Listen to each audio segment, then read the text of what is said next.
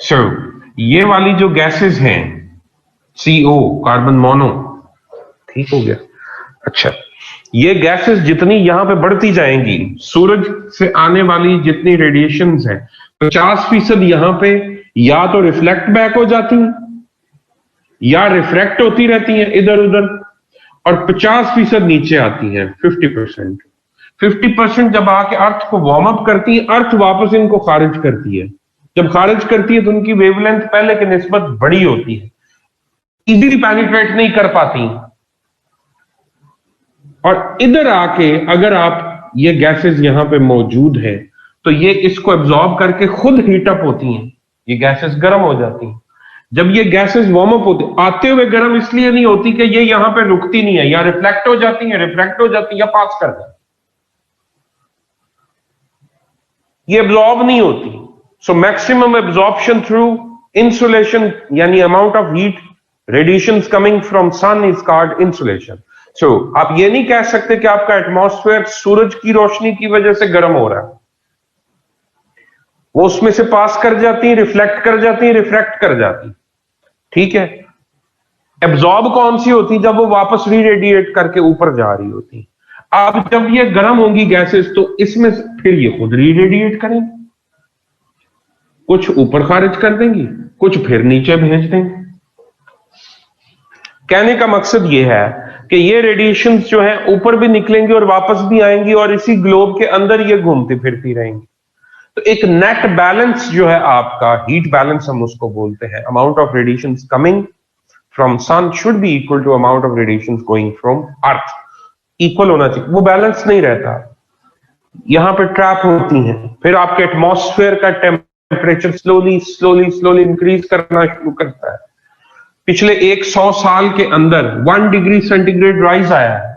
इस वक्त average temperature 15 degree centigrade है एटमॉस्फेयर के, आपके जो अर्थ के करीब आपका जो एवरेज टेम्परेचर है वो 15 डिग्री सेंटीग्रेड एवरेज। ये पहले 14 था, अब 15 है। हर आने वाला साल पिछले साल की निस्बत ज्यादा गर्म हो रहा है। ये सारी गैसेस आप ज्यादा प्रोड्यूस कर रहे हैं। ये सारी गैसेस जरूरी नहीं कि आप इंसान ही प्रोड्यूस कर रहे हो, ये गैसेस नेचुरली भी इनके इमिशंस हैं। मसलन मीथेन वोल्केनिज्म से निकलती है, कार्बन डाइऑक्साइड वोल्केनिज्म से निकलती है, वाइल्ड फायर की वजह से वो ये सारी गैसेस आती हैं, CO2 खास तौर पर CO। इसी तरह से ये गैसेस रिलीज हो रही हैं, मीथेन रिलीज होती from the bottoms of the ocean. Methane release जो है वो पैडी राइस या जहां पे आप चावल की फसल और पानी खड़ा करते हैं वहां से मीथेन रिलीज होती है। आपका जो मार्शी लैंड है, मार्शेस हैं जितनी भी, अमेज़न वगैरह, वहां से मीथेन रिलीज होती है। H2O वाटर वेपर्स आपके ओशन फ्लोर से आते हैं, ट्रांसपिरेशन से आते हैं, यानी कि पत्ते जो हैं दरख्तों के, वहां से ट्रांसपिरेशन। आप इन चीजों को रोक नहीं सकते, ये नेचुरल कॉजेज हैं ग्रीन हाउस गैसेस के जो हीट को ट्रैप करती हैं। आपके कॉजेज कौन से हैं? फॉसिल फ्यूल बर्निंग है। ये पहले नॉर्मल मेथड से ग्लोब कई दफा गर्म हो चुका, कई दफा ठंडा हो चुका है। इसका एक नेचुरल साइकिल है। ये उस नेचुरल साइकिल में अब इस वक्त वार्म होने के फेज में जा रहा है, वार्म हो रहा है। अच्छा, उस प्रोसेस को आपने फास्ट कर दिया। बहुत सारे लोग हैं, कीप इन माइंड, जो ग्लोबल वार्मिंग के कॉन्सेप्ट के एंटी हैं। वो कहते हैं कि ऐसा कुछ नहीं है, ये डेवलप्ड वर्ल्ड का एक ड्रामा है। डेवलप्ड वर्ल्ड चंद साइंटिस्टों की जेब गर्म करती है और उनको कहती है कि coal burning, oil burning, gas burning के ऊपर पूरी दुनिया में वावेला करो ताकि लोग डेवलप ना हो, ज्यादा इंडस्ट्रियलाइज ना हो। उनके ऊपर फुटप्रिंट्स की सूरत में, कार्बन फुटप्रिंट्स की सूरत में उनके ऊपर पाबंदियां लगाओ, उनको स्नब करो। डेवलप्ड कंट्रीज अपने कार्बन इमिशंस रिड्यूस नहीं कर रहे। अमेरिका और चाइना की मिसाल आपके सामने है। अच्छा, तो लोग ये कहते हैं कि ये डेवलप्ड का ड्रामा है और इस वजह से ये बेसिकली सारी इकोनॉमिक गेम है। कोई भी ग्लोबल वार्मिंग नहीं है, ये एक नेचुरल प्रोसेस और ये चलता रहेगा। ग्लोब इससे पहले कई दफा ठंडा हो चुका, कई दफा गर्म हो चुका है, बात दुरुस्त है। मैंने आपको जियोलॉजिकल टाइम स्केल सुनाया था। उस जियोलॉजिकल टाइम स्केल को अगर आप गौर से देखें तो रीसेंट इरा में इंसान है, इससे पिछला इरा प्लाइस्टोसीन इरा है, आइस एज कहते हैं उसको। यानी उसके अंदर तमाम ओशंस और सारे का सारा ये अर्थ जो थी ये फ्रीज हुई थी। फिर उसके बाद ये वार्म अप हुआ है, ग्लोबल वार्मिंग हुई है, और उसके बाद ये मेल्ट होके अभी जो पोजीशन आपके सामने है। What do we call the radiation coming from? Insolation जी। Like Trump doesn't believe in, जी मैं बिल्कुल दुरुस्त बात है। अच्छा, अब साइंटिस्ट ये कहते हैं कि मान लिया कि ये एक नेचुरल प्रोसेस है, बट द क्वेश्चन इज कि क्या इंसानों ने इसको फास्ट नहीं किया? क्या हमने कैटलिस्ट के तौर पे काम नहीं किया? वही तब्दीलियां जो 600 साल में आनी थी 100 साल में आ गई हैं। आज तो मैं एंकर ही लग रहा हूं वैसे आपको ये टॉपिक पढ़ाते। वापस आए, इतने सीरियस मुंह बना लिए हैं आप लोगों ने। कहने का मकसद ये है कि इंसानों ने ये चीजें प्रोड्यूस करके, नासिर मदनी यार कमाल है वाकई, मुझे भी वही लग रहा है। अच्छा, मुबशर लुकमान तो हर चौथे लेक्चर में ये स्यापा सुनने को मिलता है कि आप मुबशर लुकमान, बस क्या करूं, छोड़ दे, तारीफें ना ज्यादा किया करें, वैसे मुझे बिल्कुल भी पसंद नहीं। वापस आए। अच्छा जी, सिचुएशन ये है कि इंसानों ने कोयला बर्न करके या ये सारी चीजें बर्न करके ये तब्दीली, इसको कैटलिस्ट के तौर पे काम किया, बजाय इसके कि हम ये सोचते कि हमने ग्लोब को वार्म होने से रोकना है, ठीक है जी, और इसके टेम्परेचर को वापस लेके आना है। तो उस सूरत में हमने क्या करना था? हमने कई काम करने थे, एफॉरेस्टेशन करनी थी, ठीक है, वो मैं बताता हूं आपको सारी बातें। हमने वो इकदाम नहीं किए और हम उल्टा ये कह रहे हैं कि कोई फर्क नहीं पड़ता, जलाओ जो जला सकते हो।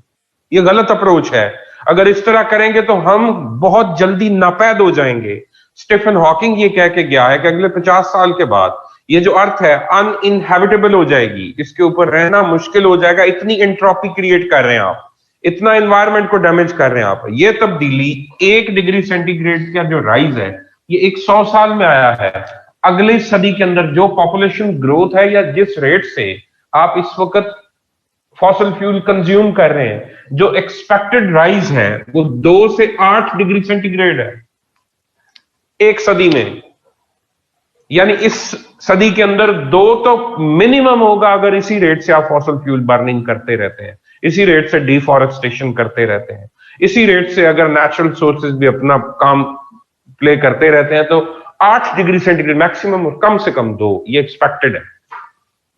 और 1 डिग्री सेंटीग्रेड की वजह से चीखें निकल रही हैं, तो 2 या 8 तक बात खत्म हो जाएगी। मसलन 1 डिग्री सेंटीग्रेड राइज की वजह से इफेक्ट्स इस वक्त क्या हैं? ठीक है जी, इफेक्ट्स क्या हैं? पोल्स जो है आपके मेल्ट हो रहे हैं, जो पर्मा फ्रॉस्ट रीजन्स थे, जो परमानेंटली फ्रोजन एरियाज थे, वो गर्म हो रहे हैं। पोलर कैप्स जो है वो मेल्ट हो रही हैं। फास्टेस्ट रेट पे इस वक्त एंटार्क्टिका और आर्कटिक जोन जो है वो मेल्ट हो रहा है। सी लेवल राइज कर रहा है क्योंकि मेल्टिंग हो रही है, मेल्टिंग की वजह पानी सारा समुद्रों में जा रहा है, लेवल ऊपर आ रहा है। कोस्टल इन्वेजन हो रही है, पूरी दुनिया में समुद्र का पानी लैंडवर्ड मूव कर रहा है। अच्छा जी, उसके बाद मालदीव डूब रहा है आपके सामने है। इसके अलावा सीजन और जो वेदर है उसके अंदर एब्रप्ट चेंजेस आ रही हैं।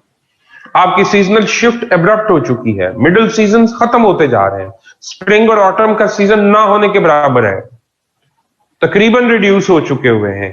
इसी तरह से आगे मूव कीजिए, वेदर एक्सट्रीम्स इस लेवल पे हैं कि हर आने वाला साल पिछले साल से गर्म है। 58 डिग्री सेंटीग्रेड तक टेम्परेचर इस वक्त कैलिफोर्निया डेथ वैली के अंदर हाईएस्ट पीक जो है वो टच कर चुका, 58 डिग्री सेंटीग्रेड। अल अजीजिया 56 डिग्री सेंटीग्रेड लीबिया के अंदर, पाकिस्तान 54 डिग्री सेंटीग्रेड। हर आने वाला साल गर्म है, तो आगे क्या बनेगा? इतने अगर 60-70 पे टेम्परेचर जाता है तो क्या सिचुएशन होगी? सोचें जरा। वेजिटेशन बचेगी? पानी किस रेट से इवेपोरेट करना शुरू करेगा? यूं उड़ेगी हर चीज। इसी तरह आप कंक्रीट के शहर बनाई जा रहे हैं, पॉपुलेशन पे आपका कंट्रोल कोई नहीं है। कराची में दरख्त कम है, ईंटें ज्यादा हैं, सारे का सारा शहर जो है वो कंक्रीट है। हीट वेव नहीं नजर आ रही आपको? कराची में जो जनरेट हो रही है। जब ग्लोबल वार्मिंग बढ़ेगी तो उससे कई ऐसी डिजीजेस नई जनरेट होंगी जो पहले जिनके लिए फेवरेबल एनवायरनमेंट नहीं था माइक्रो ऑर्गेनिजम्स के लिए, वो ग्रो करना शुरू करेंगे। कई स्पीशीज हैं जो डिप्लीट हो जाएंगी। पेंगुइन्स, पोलर बियर खतरे में है। आपके तमाम पोलर रीजन्स के अंदर मौजूद जितनी लाइफ है खत्म हो जाएगी। वार्म और कोल्ड रीजन्स की जो फिश है एट स्टेक है। जी जी, पैंडेमिक्स आएंगी। और सुनिए, आपका इक्वेटर ठंडा हो जाएगा, पोल्स गर्म हो जाएंगे, आपके विंड पैटर्न्स चेंज हो जाएंगे। और सुनिए, जब इनिशियली सिचुएशन पोल और इक्वेटर का सुन लीजिए, ये इक्वेटर है। पोलर कैप्स जब मेल्ट होंगी तो जो ओशियानिक करंट्स हैं उनके साथ आइसबर्ग्स आएंगे नीचे ज्यादा। कोल्ड करंट्स के अंदर पानी या बर्फ के टुकड़े ज्यादा नीचे आएंगे और आपका जो इक्वेटोरियल रीजन है वो ठंडा होना शुरू हो जाएगा। सिमिलरली इधर से ये प्रोसेस स्टार्ट हो जाएगा। कहने का मकसद क्या है? कहने का मकसद ये है कि आपका equatorial region warm, polar regions और इक्वेटोरियल रीजन ठंडा, पोलर रीजन्स वार्म होना शुरू हो जाएंगे। विंड पैटर्न चेंज हो जाएंगे। फसलें ये नहीं रह जाएंगी उन एरियाज के अंदर, ये तब्दील होना शुरू हो जाएंगी। कुछ एरियाज को फायदा होगा, वहां पे बारिशें ज्यादा हो सकती हैं, वहां पे पानी आ सकता है, फर्टिलिटी बढ़ सकती है। बहुत सारे एरियाज जो वो बैरन हो जाएंगे। और उस नतीजे में क्या होगा? मैसिव स्केल पे माइग्रेशन होगी। तो पूरा एक मजमून है जो इसके ऊपर आप लिख सकते हैं। ठीक है जी। अच्छा, और वेदर एक्सट्रीम्स, समर, जी बिल्कुल दुरुस्त बात आप कर रहे हैं मुस्तफा। समर का जो स्पैन है वो नाराय सुई, शाबाश। एक्सट्रीम्स ऑफ बोथ, जी बिल्कुल दुरुस्त। ग्लोबल वार्मिंग के ऊपर इस दफा अगर आ जाए, अल्लाह करे आपको ऐसे, तो मौजे मारे, अच्छे से तैयार करें, इसमें फेल होने के चांसेस बहुत कम है इंशाल्लाह। अच्छा जी, तो ये सब कुछ है। अच्छा, इनिशियली मेल्टिंग की वजह से दरियाओं में पानी ज्यादा आता, फ्लडिंग होती। जैसे पाकिस्तान में ग्लेशियर्स पाकिस्तान के बहुत तेजी से डिप्लीट हो रहे हैं। भूटान का 50% एरिया डिप्लीट हो चुका है ग्लेशियर्स का। वहां पे पहले लेक्स बनी, अब वो लेक्स भी उड़ गई, ड्राई लैंड है, बैरन लैंड है।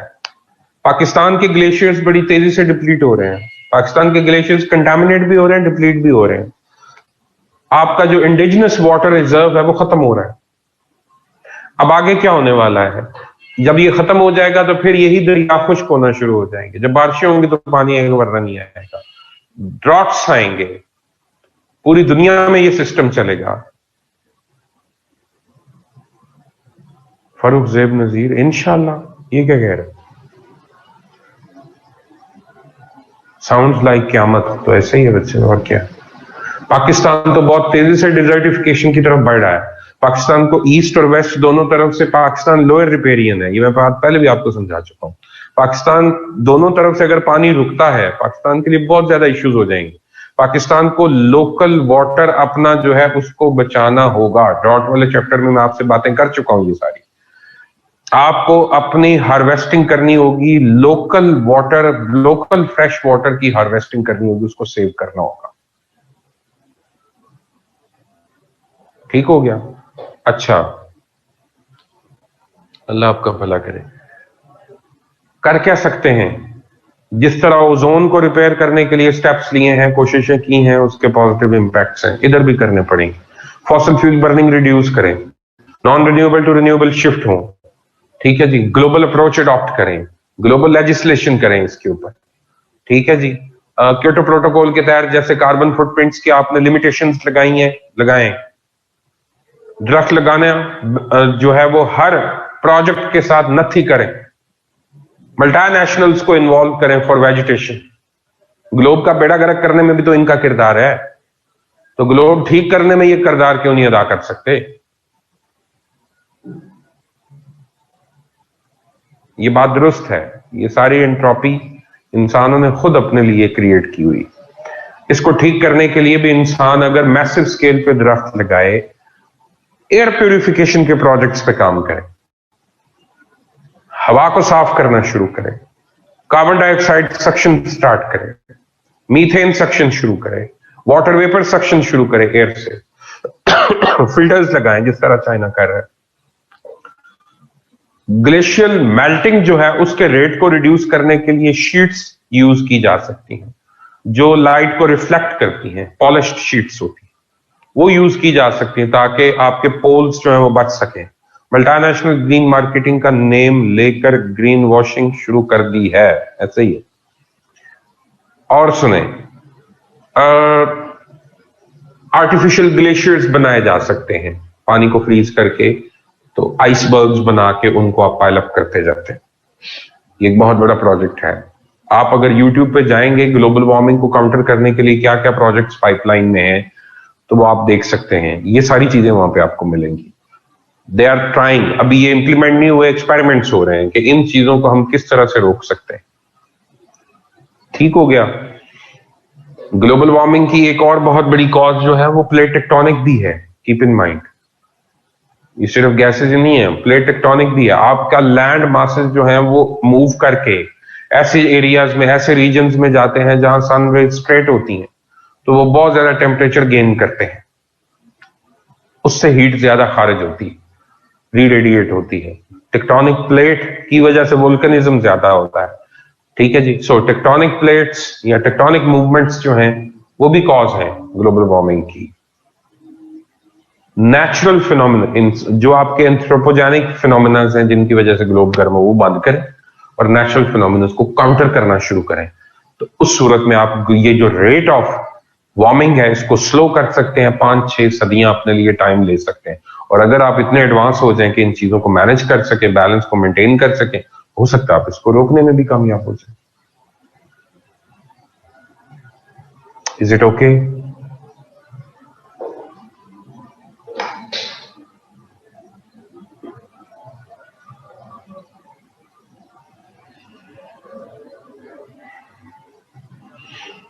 ऐसे ही है। ब्रेक कितनी चाहिए?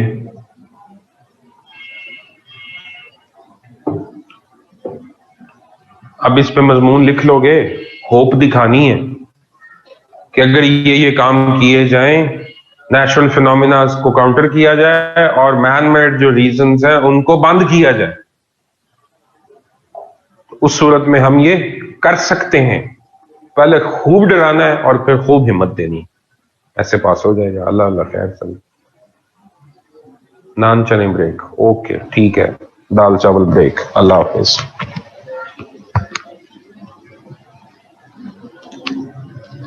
आता है उससे पहले 1750 में इंडस्ट्रियल रेवोल्यूशन है।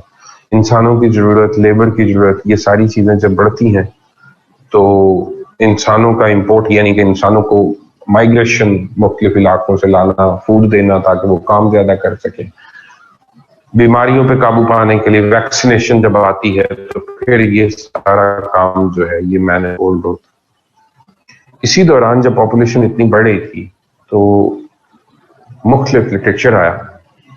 माल्थस ने थ्योरी दी कि जिस रेट से पॉपुलेशन अब आप बढ़ा रहे हैं, आपकी अर्थ इतनी पॉपुलेशन को फीड नहीं कर पाएगी। बहुत जल्द आपकी पॉपुलेशन जो है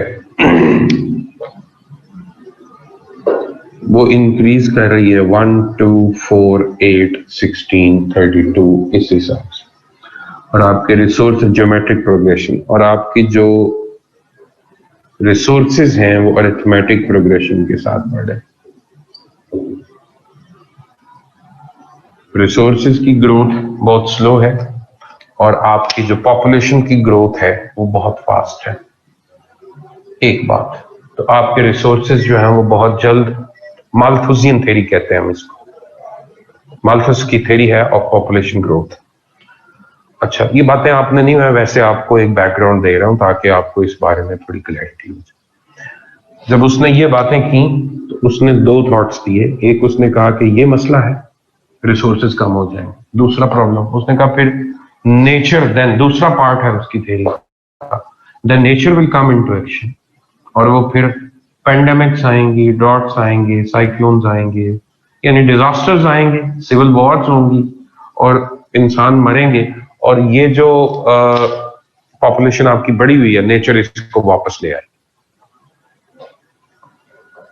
पहला हिस्सा तो साइंटिफिकली ठीक है, दूसरा जरा देवमालाई किस्म का है, लेकिन अब मुझे तो लगता है दूसरा भी ठीक ही है उसका। बहरहाल पहले हिस्से के ऊपर बहुत ज्यादा कंसंट्रेशन हुई और यहाँ पे बहस हुई इसके ऊपर, नहीं थोड़ा सा फर्क है दुआ मन नेचुरल सिलेक्शन से।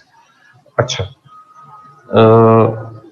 पहले हिस्से को डेवलप्ड वर्ल्ड ने अडॉप्ट किया, इसके अगेंस्ट भी बहुत कुछ लिखा गया, लेकिन पहले हिस्से को डेवलप्ड वर्ल्ड ने अडॉप्ट किया और उन्होंने क्या किया, उन्होंने जो रेट्स होते हैं पॉपुलेशन के अंदर, उन्होंने अपना जो फर्टिलिटी रेट है उसको रिड्यूस किया, बच्चों की शरह पैदाइश जो है उसको वो नीचे लेके आए। क्यों? अच्छी मेडिसिन की वजह से जो लाइफ एक्सपेक्टेंसी है वो बढ़ चुकी है, ठीक है, इसलिए जो लोग पहले 60 पे जाके फारग होते 80-90 तक जा रहे हैं। अच्छा, पहले अगर 4 बच्चे हैं तो उनमें से 2 जो हैं खुदा ना खास्ता रेशो के हिसाब से, बहुत सारे बच्चे जो हैं वो इनिशियल डिजीजेस वैक्सीन ना होने की वजह से डिजीजेस की नजर हो जाते, लेकिन वैक्सीनेशन आ चुकी थी, अब जितने पैदा हो रहे थे वो ज्यादातर उसमें से सरवाइव कर रहे थे, तो इसलिए पॉपुलेशन ज्यादा, तो एक ही हाल था कि बच्चों के पैदा करने की जो तादाद है उसको रिड्यूस किया। मारना तो कोई हल नहीं था बैलेंस करने के लिए, फर्टिलिटी रेट और बर्थ रेट, जी बिल्कुल, इसको रिड्यूस किया गया। उसके बाद दूसरा काम क्या किया गया कि उन्होंने एक टारगेट बनाया कि हमने इतना रिड्यूस करना है कि 0 ग्रोथ रेट अचीव कर लें, कि हमारी पॉपुलेशन ग्रो ना करे, उतने पैदा करें जितने मार रहे हैं, और उन्होंने अचीव कर लिया। बल्कि अब तो कई ममालिक हैं जिनकी पॉपुलेशन रिड्यूस हो रही। डेवलपिंग वर्ल्ड का मसला यह है कि ये किसी भी थॉट को अडॉप्ट करने में बहुत टाइम लेते हैं, इनके रिलीजियस, सोशल और कई तरह के प्रॉब्लम्स, इकोनॉमिक प्रॉब्लम्स इवन सामने आते हैं चीजों को अंडरस्टैंड करने में, और डिसीजन टेकिंग इनकी बहुत स्लो होती। South Asia, Africa, south America, Asia तकरीबन तो चंद ममालिक निकाल दे, बाकी सारा एशिया ही है, इन्होंने नहीं इस बात को समझा, और ये पॉपुलेशन उसी तरह से पाकिस्तान इस वक्त दुनिया में पॉपुलेशन ग्रोथ रेट के लिहाज से पहले नंबर पर, सबसे ज्यादा बच्चे पैदा करने वाली कौम पाकिस्तानी। फिर भी कहते हैं कि पोलियो के कतरे ना पिलाएं क्योंकि उससे फर्टिलिटी रेट इफेक्ट होता है। क्या कहने आपके, अल्लाह करे हो ही जाए, ठीक है जी। और मतलब ये देखें कि हर प्रॉब्लम की ये चीज जड़ है।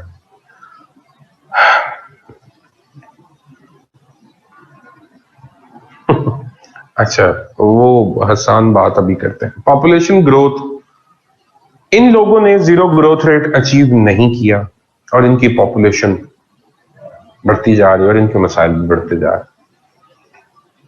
रिलीजियस फैक्टर है, हमारे यहाँ रिलीजियस इंटरप्रिटेशन इसके ऊपर जो है उसका इशू है।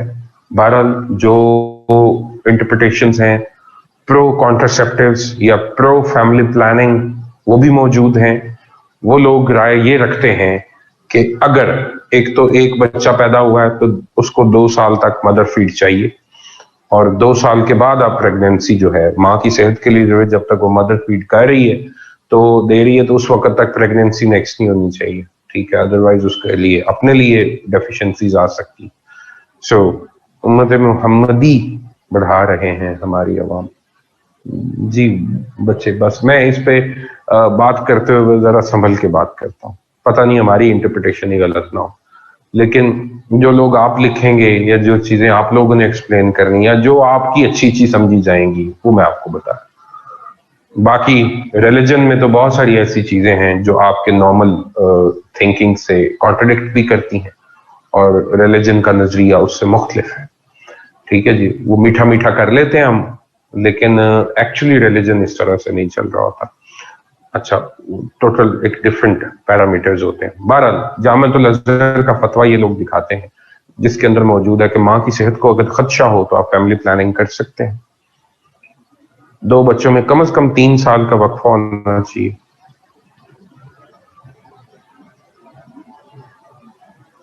नहीं, इस्लामिक कॉन्सेप्ट है, मैं ये नहीं कह रहा, बिल्कुल इस्लामिक कॉन्सेप्ट है और मैं उसी को आपके सामने एक्सप्लेन करने लगा हूं। लेकिन बातें कुछ डिफरेंट भी हैं, मैं उस बहस में नहीं पढ़ना चाहता। मैं ये डरते हुए कि मेरे से कोई गलत इंटरप्रिटेशन ना हो जाए इसलिए कह रहा हूं। देखिए, ये जो सर्टन चीजें हैं, मदर फीड मस्ट है, उस बच्चे का हक है और ये दीन ने दिया। आपकी इत्तला के लिए, मैं चाइल्ड प्रोटेक्शन ऑफिसर अराउंड 2 साल के लिए यूनिसेफ में काम करता हूं। जितना डिटेल्ड चाइल्ड राइट्स, चिल्ड्रन के जो राइट्स हैं, वो मौलाना अशरफ अली थानवी ने इस्लामिक पॉइंट ऑफ व्यू से डिजाइन किए हुए हैं, यूनिसेफ के चार्टर पर भी नहीं। आप हैरान हो जाए, मोर देन 55 के करीब बेसिक राइट्स हैं एक बच्चे के। उसमें जो बड़े बड़े मोटे राइट्स हैं, उसमें जनाब उसका पार्टिसिपेशन का राइट है, ठीक है जी, लाइफ का राइट है, फूड का राइट है, ठीक है जी, और पेरेंट्स के साथ इन कांटेक्ट रहने का पूरी डिटेल। 12 कहने का मकसद ये है कि गवर्नमेंट अगर ये समझे, मौजूदा इस्लामिक गवर्नमेंट अगर ये समझे कि उनके अवाम की जो पैरामीटर्स हैं, जो लिविंग स्टैंडर्ड्स हैं,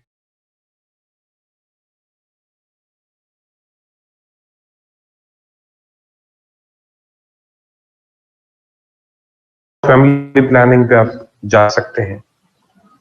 3 साल का गैप अगर आप बच्चों में करें तो लॉजिकली आप 2 या मैक्सिमम 3 बच्चे पैदा करेंगे। इसके बाद माँ की उम्र इतनी हो जाती है कि उसके बाद अगर वो बच्चा या बेबी बर्थ पे जाती है तो उस सूरत में उसकी लाइफ एट रिस्क हो सकती है। मॉडर्न जो इस वक्त जो पैरामीटर्स हैं हेल्थ के, वो अलाउ नहीं करते उसको। करंट इकोनॉमिक सिचुएशन, पॉवर्टी को देख के पाकिस्तान की हम इज्तिहाद भी तो कर सकते। जी मैं वही अर्ज कर रहा हूँ कि गवर्नमेंट इसके ऊपर एक्शन या फैसला ले सकती है।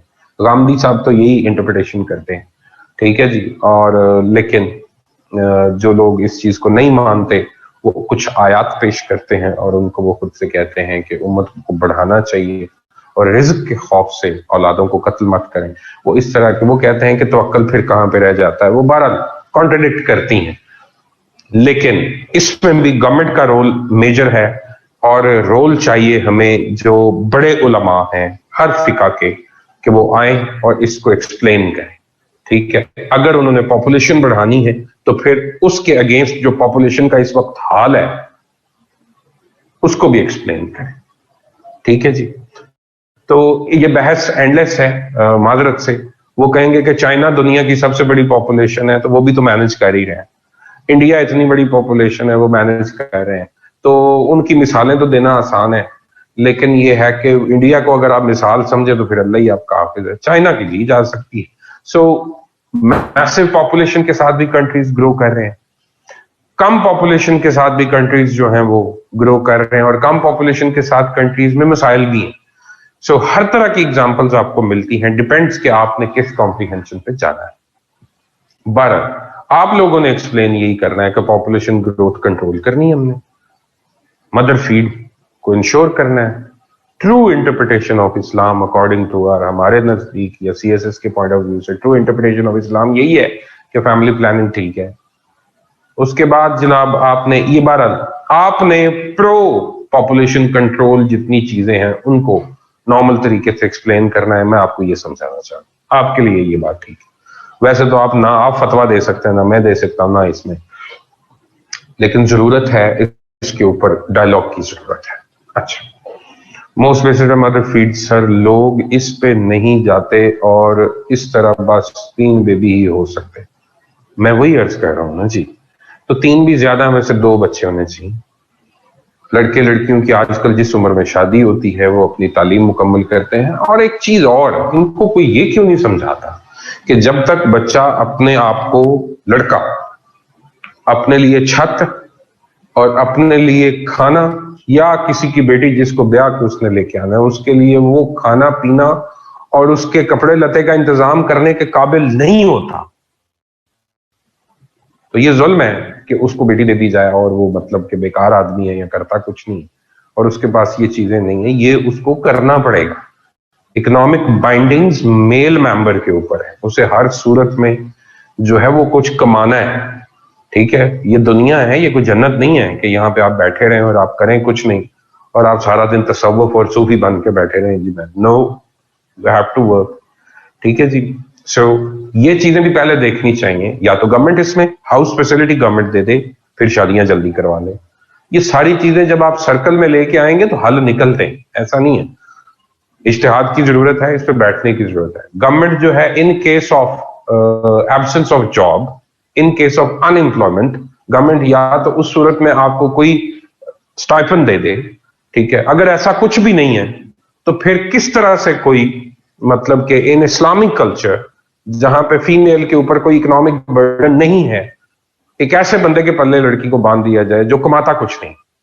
हाँ, ये भी गलत है कि वो जी बहुत ज्यादा कमाता हो, ये असराफ में है, ये लालच में है, ये ग्रीड है, इससे बचना चाहिए। ठीक है, लेकिन एक मिनिमम थ्रेशोल्ड जो है उसको मेंटेन करना चाहिए और उसको पहले हर सूरत में जो है वो कंफर्म करके फिर आगे बढ़ना चाहिए। और वो कंफर्म करते करते आज बच्चों को पढ़ते पढ़ते 30 इयर्स की उनकी एज हो जाती है। तो 30 इयर्स के बाद अगर आप बेबी बर्थ पे जाते हैं लड़कियां, तो आप इमेजिन करें कि उसके बाद सिचुएशन क्या डेवलप होती है। 3 बच्चे भी अगर वो पैदा करें तो मदर की एज उस वक्त 40 के करीब पहुंच चुकी होगी। 40 के करीब जाके अगर आप बेबी बर्थ कर रहे हैं या उसमें, तो मेडिकल रीजंस उसमें से फिर निकलती हैं और आप इसलिए 2 बच्चे 36, 37 तक की एज तक आप 2 बच्चे पैदा करें, मोर देन इनफ। जी बिल्कुल, बच्चे क्यों नहीं कर सकते, आप इज्तिहाद का पॉइंट बिल्कुल मेंशन कर सकते हैं।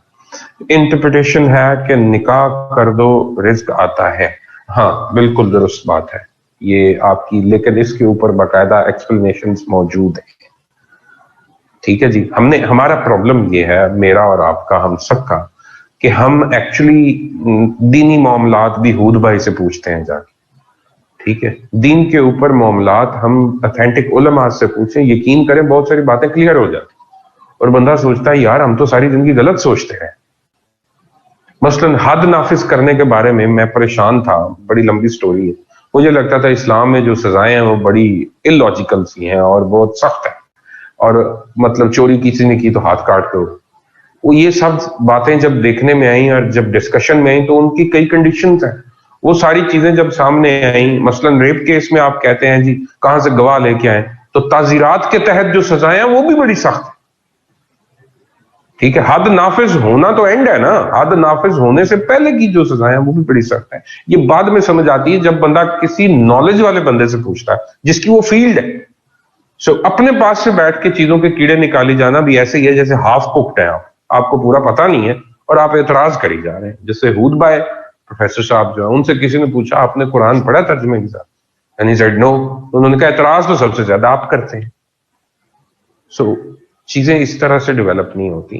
ठीक है, पूरी फिका को समझने के लिए जो उसको पढ़े हुए लोग हैं, जो उसके एक्सपर्ट हैं, आप फिजिक्स की चीजें माजरत से किसी लॉयर से तो नहीं पूछें।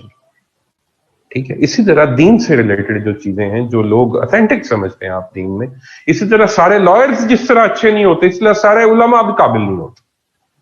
जिस तरह सारे फिजिक्स पढ़ने वाले लोग साइंटिस्ट अच्छे नहीं होते, इसी तरह सारे उलमा पढ़ने वाले भी दीन को अच्छा नहीं समझते। जिस तरह आपको यह पता है कि चंद अच्छे डॉक्टर्स हैं, सारे डॉक्टर अच्छे हैं, इसी तरह आपको यह भी पता होना चाहिए कि ये अच्छे उलमा है, तो उनसे बहस करें, उनसे डिस्कशंस लें, उनकी बात सुनें उसके ऊपर, और फिर आपके जो ये चीजें हैं डेवलप हो जाएंगी। बहरहाल वापस है, पॉपुलेशन ग्रोथ दुनिया के लिए एक बहुत बड़ा इशू है राइट नाउ। पॉपुलेशन ग्रोथ की वजह से देखिए, आप 3 तरह की पॉपुलेशन के पैरामीटर्स होते हैं, चाइल्ड, यूथ और ओल्ड एज या ओल्ड, ये 3 उसकी major. So with all due respect to the ulama, the conflicting opinions, the ranks has caused a lot of divide. जी दुरुस्त बात है, if there is consensus is reached regardless of a decision, it will be much more beneficial. अल्लाह करे, आपकी बात दुरुस्त। Some countries have imposed high taxes on couples for more kids, can we mention this as well? जी बिल्कुल, ये techniques है, सारी की सारी पॉपुलेशन को कंट्रोल करने के लिए मेंशन कर सकते हैं आप। सुनिए जरा, population control according to UN definition 18 साल की उम्र तक बच्चा है, 18 से 64 एडल्ट है या यंग है, और इसलिए बहुत सारे सियासतदान अभी आपके यंग है, परेशान ना होकर। 64 प्लस ओल्ड एज।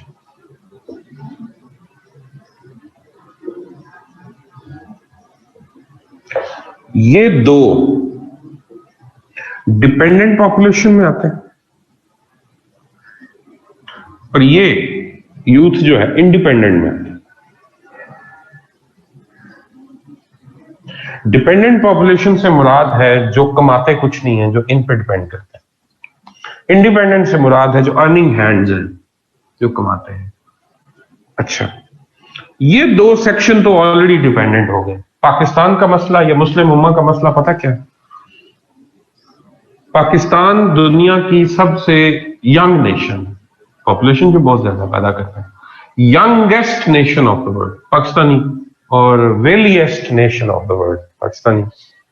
वेले भी यही सबसे ज्यादा है। अच्छा सुने जरा, अब ये जो आपका पोर्शन है, इस पोर्शन के अंदर प्रॉब्लम क्या है? 50/50 हो चुकी हुई है परसेंटेज इस वक्त। 50% फीमेल्स है, 50% मेल है। आपका जो 50% इसका पोर्शन है फीमेल का, उसमें से 4 से 5% एक्टिव है, 45% भी डिपेंडेंट।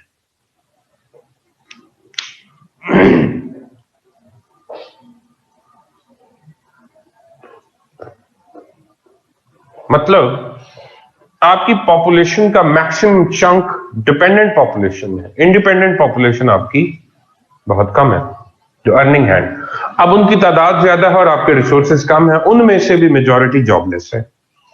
और एक मुसीबत और है, आपके यहां जॉब से मुराद सिर्फ गवर्नमेंट या प्राइवेट फैक्ट्रीज या इदारों के अंदर ही नौकरी है। हालांकि 70 to 80% आपका मुल्क एग्रीकल्चर से लिंक्ड है। एग्रीकल्चर से लिंक्ड बंदे को तो आप ऐसे ही बेवकूफ समझते हैं ना, उसका कोई सोशल स्टेटस आप समझते हैं? जाहिल, पेंडू, आपने नाम ही बड़े जबरदस्त रखे हैं बंदे के लिए। और ना ही उसके लिए आपकी कोई, मैंने तो ना बजट में कभी कोई चीज देखी है। मिसाल देता हूं आपके सीएसएस की, चलें एग्जांपल देता हूं। अगर आप गवर्नमेंट एम्प्लॉय हैं तो आपको सीएसएस की एज रिलैक्सेशन मिल जाएगी 2 साल की। नॉर्मल एज रिलैक्सेशन 30 साल, अगर आप एम्प्लॉय हैं तो 32 साल। ओके, फर्क देखिएगा। अगर कोई बंदा वापडा का एम्प्लॉय है, अगर कोई बंदा डेस्कॉन में जॉब करता है, अगर कोई बंदा जॉब कर रहा है प्राइवेट हॉस्पिटल में, कोई एज रिलैक्सेशन नहीं। क्या वो बिजी नहीं है? वो काम नहीं कर रहा? गवर्नमेंट फिर सबको या तो जॉब दे, अगर नहीं दे रही तो फिर सबके लिए एटलीस्ट लॉस तो एक जैसे रखे। जो बंदा सारा दिन जमीनों में होता है, जमींदारा करता है, क्या वो काम नहीं कर रहा? क्या जॉब नहीं है? उसके लिए क्या इंसेंटिव रखा हुआ आपने? वापडा के एम्प्लॉय को 300 यूनिट फ्री दे रहे हैं, किस खाते में भाई? नौकरी भी दे रहे हैं, 300 यूनिट भी फ्री दे रहे हैं, उसको भी दे दें। एक तो उसके पास नौकरी नहीं है आपके कवायद ज़वाबत के मुताबिक, वो वैसे वेला है। एक तो उसके पास नौकरी नहीं है, ऊपर से उसको आप फ्री कुछ नहीं दे रहे। जिनके पास ऑलरेडी है उन्हीं को सब कुछ दिए जा रहे हैं।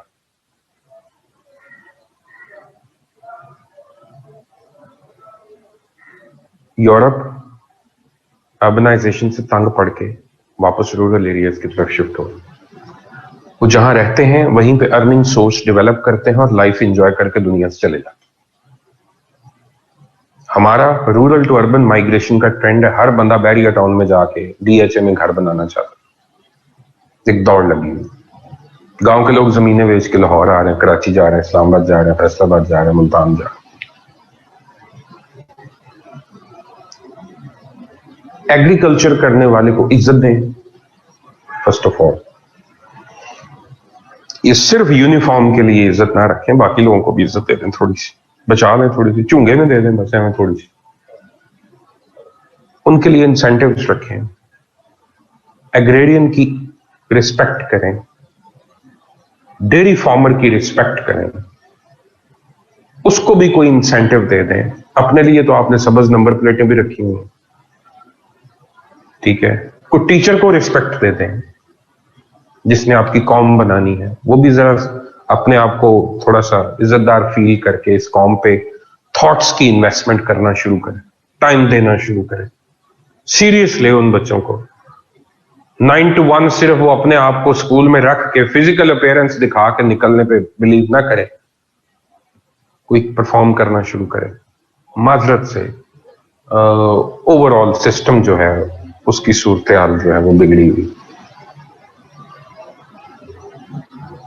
डिपेंडेंट पॉपुलेशन बहुत ज्यादा है, इंडिपेंडेंट पॉपुलेशन जो है भी उसमें से जो मैक्सिमम है वो इस वक्त ऐसे बिजनेस एक्टिविटीज के साथ लिंक्ड है जो बिजनेस एक्टिविटीज इस वक्त बहुत बुरे हालात का शिकार, मसलन एग्रीकल्चर इन पाकिस्तान।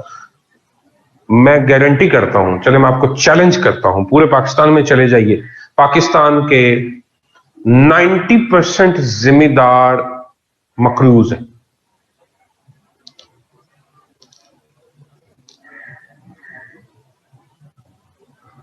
उनकी जमीनें बैंक प्लाजा और वो परेशान है कि कर्जा वापस होना नहीं, अब कोई 1-2 एकड़ बेच के तो जान छुड़वानी पड़ेगी। उनका बिजनेस इतनी वर्थ नहीं रखता कि वो जो कर्जा उन्होंने लिया उसको वापस कर सके, और उन्हीं की प्रोड्यूस के ऊपर तमाम बंदे जो मिडिल मैन है, आपका आड़ती कह लें, मिल ऑनर कह लें, जो भी है, वो अरबपति।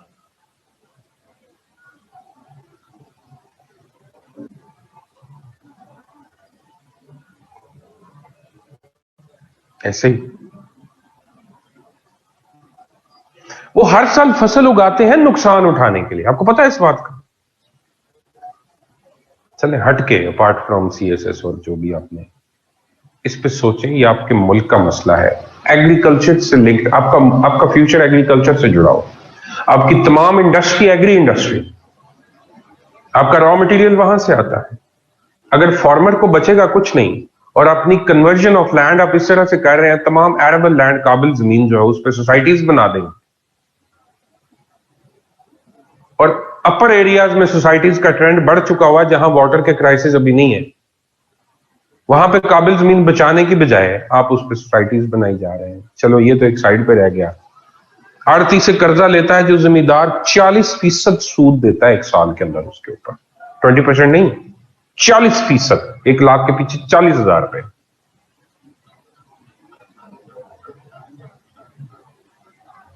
कोई पूछ, लोगों के इश्यूज ये हैं, आपके इश्यूज कुछ और होंगे। गवर्नमेंट में बैठे हुए आपने सारा दिन ये खेलना होगा, हमने जनाब फलां सड़क बंद कर दी तो स्मार्ट लॉकडाउन कर दिया तो ये कर।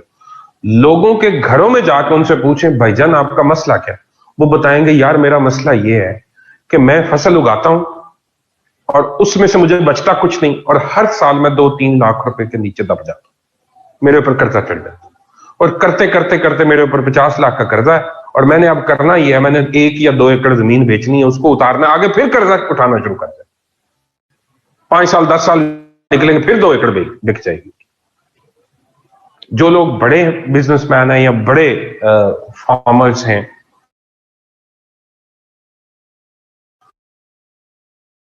बच्चे जॉब्स करते हैं, अब्रॉड हैं, ओवरसीज हैं, वो पैसा भेजते हैं, उनके लिए जिम्मेदार अभी शुगल है।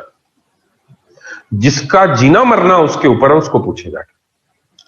सिंध में फ्लड आया, आपको पता है इस चीज का कि लोगों के साथ क्या बीतेगी? जीरो पे हैं वो इस वक्त। आपके ड्रामे खत्म नहीं होते, अब सारा दिन तकरीरें करते हैं टीवी पर बैठ के। आप किसी गांव में जाएं और लोगों से जाके पूछें, सियासतदान सबको भेज दें, तो मैं ये नहीं चार्ज लिया होता है कि हम आपके मसले ठीक करें। गांव के लोग तो जूते पकड़ के बैठे हुए हैं कि आओ जरा मैम आपकी मरम्मत करें आपकी तबीयत से। पीपल्स पार्टी को भी, पीटीआई को भी, माजरत से आपकी स्टैब्लिशमेंट भी जूते खाएगी अगर कहीं जाके बैठे। डिलीवरी है ही नहीं, लोग मर रहे हैं, भूख से मर रहे हैं। उनकी चीजें जब आती हैं तो उनके कमाने का, जब मिसाल देता हूं आपको, आटा महंगा हो गया, मंगवा लो जी। गंदम, जब आप गंदम बाहर से ले आएंगे, जिम्मेदार को अगले साल फिर उसी रेट पे बेचनी पड़ेगी। आप सरप्लस में होंगे, उसकी फिर पड़ी रह जाएगी, वो 800 900 1000 रुपए मान सेल करेगा। ठीक महीने बाद शॉर्टेज हो जाएगी और फिर वही मिडिल मैन जो है उसको 2600 पे ले जाएगा।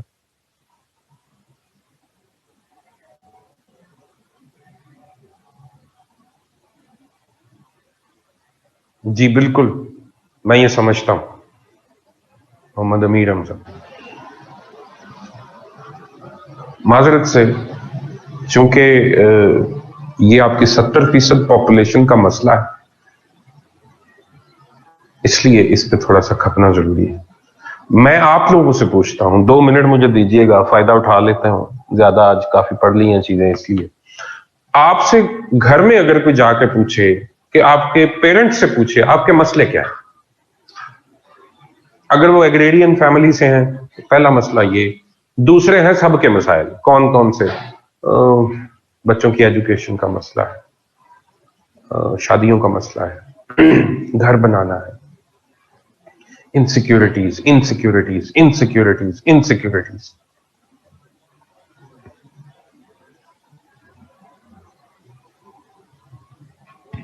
नहीं नहीं, ये 4 बड़े बड़े हैं, बाकी छोड़ दें।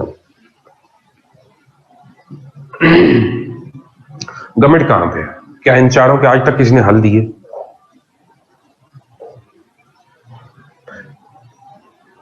क्या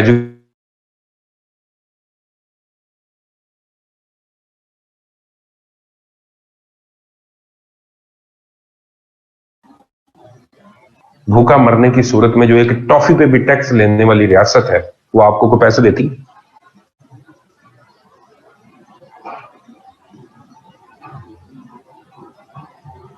बताते जाए मुझे। गवर्नमेंट एम्प्लॉय हेल्थ फ्री, जिम्मेदार करो ना हेल्थ फ्री उसकी भी, वो इस मुल्क का बासी नहीं है। मतलब मुझे इस चीज की समझ नहीं आ रही। एक बंदा ऑलरेडी जॉब होल्डर है, उसके पास पैसे हैं, उसके लिए हेल्थ फ्री, क्योंकि वो गवर्नमेंट के साथ एक कॉन्ट्रैक्ट में है, और इसलिए उसकी सेहत की, उसकी सारी जिम्मेदारी, इवन उसके पेरेंट्स की भी, बीवी की भी, बच्चों की भी। ठीक है, नौकरियां आप निकाल रहे हैं 60, तो क्या पूरे मुल्क में 60 नौजवान है? बाकी कहां जाए?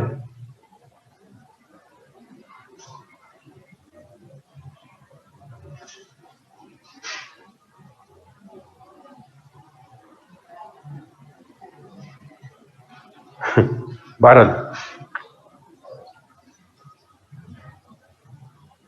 डिपेंडेंट एंड इंडिपेंडेंट पॉपुलेशंस जो है, पाकिस्तान को जीरो ग्रोथ रेट अगर अचीव करना है तो पॉपुलेशन कंट्रोल के लिए मेजर्स लेने पड़े। वो बहुत सारे मेजर, कॉन्ट्रासेप्टिव्स का यूज है, लेट मैरिजेस है, कॉन्ट्रासेप्शन आपने पढ़ लेना है, पेपर में दिया, वो मेरे पढ़ाने वाला टॉपिक नहीं। फीमेल कॉन्ट्रासेप्शन, मेल कॉन्ट्रासेप्शन, ठीक है, ये चीजें पढ़नी है, इस पे सवाल आ जाता होता। अच्छा, उसके बाद पॉपुलेशन कंट्रोल की आपने क्या करना है, लेट मैरिजेस, ये टेक्निक्स हैं, ठीक है जी, और legislation, penalties and fines, education, ठीक है जी, और लोगों को अवेयरनेस देना। In village 100 houses 40 houses live at a very very bad situation. बच्चे, उसामा बाबर मैं यहां बैठा बता सकता हूं, आपने परसेंटेज कम बताई। जो सफेद पोशी बरकरार करके भी बैठे हुए हैं, जो सफेद पोश बन के बैठे हुए हैं, वो भी अंदर जाके आप किसी दिन चेक करें, उनका भी हाल कोई नहीं होगा। मतलब वो कोई रियासत है जहां पे रहते हुए आपको ये महसूस हो कि मुझे शाम का खाना नहीं मिलेगा, या मुझे मतलब बीमार हो जाऊंगा तो मुझे इलाज नहीं मिलेगा, या मेरे पास घर नहीं है तो मुझे छत नहीं मिलेगी। डूब के मर जाना चाहिए उस मुल्क की अशराफिया को, उस मुल्क के हुक्मरानों को। तो फिर आप दे क्या रहे हैं आप हमारे लिए? एक और सवाल सुन, एक और मुसीबत सुन ले चले आज, आप अगर आपने छेड़ ही दिया तो।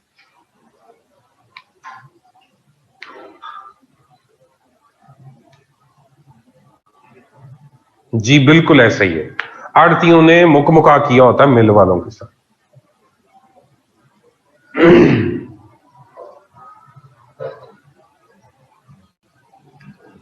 अगर हम ऐसे बात करें तो out of 100 all are suffering. So situations, बहरहाल कोई और बात मेरे ज़हन में आई थी बड़ी क्रिटिकल, निकल गई अब फिर से।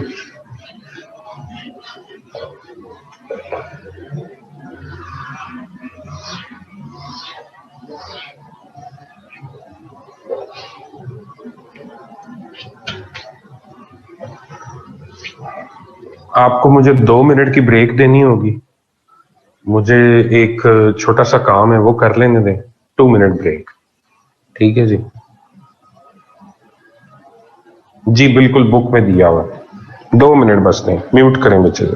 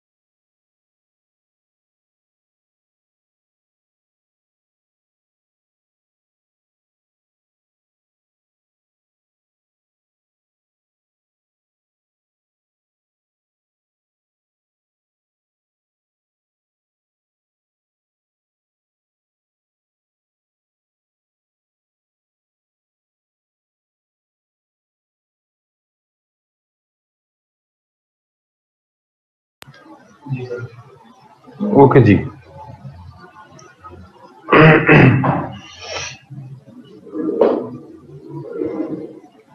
इसके बाद हमारे कुछ प्रोडक्ट्स ऑफ साइंस हैं।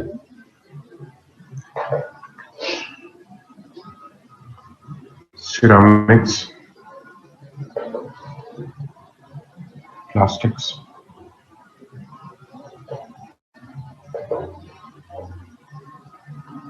फर्टिलाइजर्स,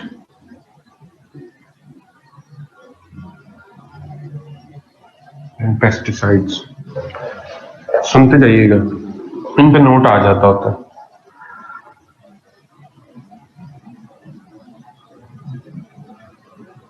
कौन सा टॉपिक? पॉपुलेशन ग्रोथ या पॉपुलेशन कंट्रोल के ऊपर किसी भी हवाले से कोई भी नोट आ सकता है। सजेशंस पूछ सकता है इसे कंट्रोल करने के लिए, इसकी वजह से जो इश्यूज हैं वो पूछ सकता है।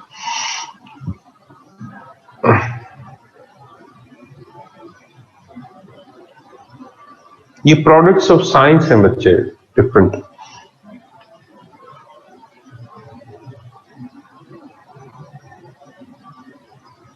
उसके अंदर ये टॉपिक्स हमने पढ़ने। सिरामिक्स क्या है, सुनते जाइएगा। इनऑर्गेनिक, ये ऑर्गेनिक मटेरियल नहीं होता। इनऑर्गेनिक नॉन मेटेलिक मेटल्स नहीं होती हैं, क्लेई मटेरियल, ठीक है जी, उसको हम सिरामिक बोलते हैं। मिसालें ईंटें, टाइल्स, ग्लास, शीशा सिरामिक होते हैं।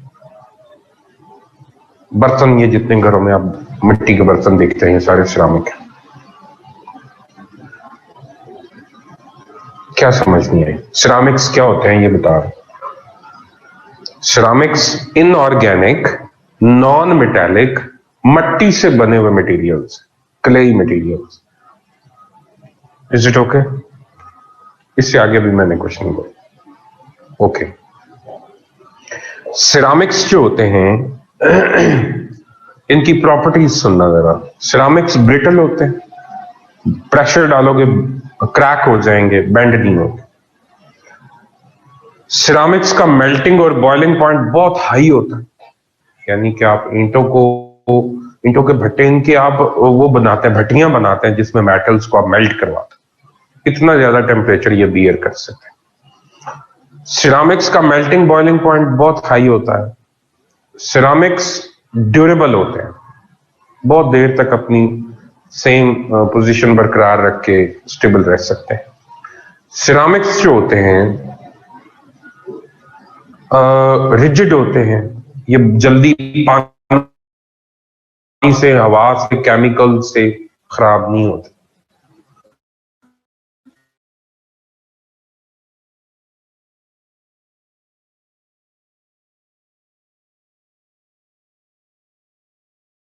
ऐड करेंगे फिर मेटालिक होता है।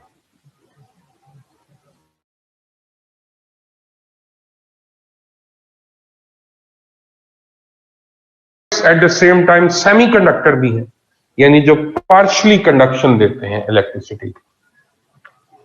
सिरामिक्स जो हैं वो at the same time conductor भी हैं, अगर आप उनमें मेटल्स ऐड करना शुरू कर दें तो। सिरामिक्स के अंदर अगर कॉपर ऑक्साइड ऐड करें तो ये सुपर कंडक्टिविटी भी देते हैं। कहने का मकसद ये है कि सिरामिक्स चारों प्रॉपर्टीज शो करते हैं: insulator, semiconductor, conductor and super conductor.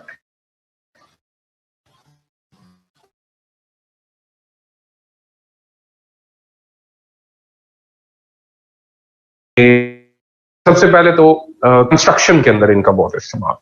Ceramic tiles, ceramic की बनी हुई ब्रिक्स, सिरामिक के बने हुए ग्लास वेयर, जितना भी है मटेरियल सारा शीशे का।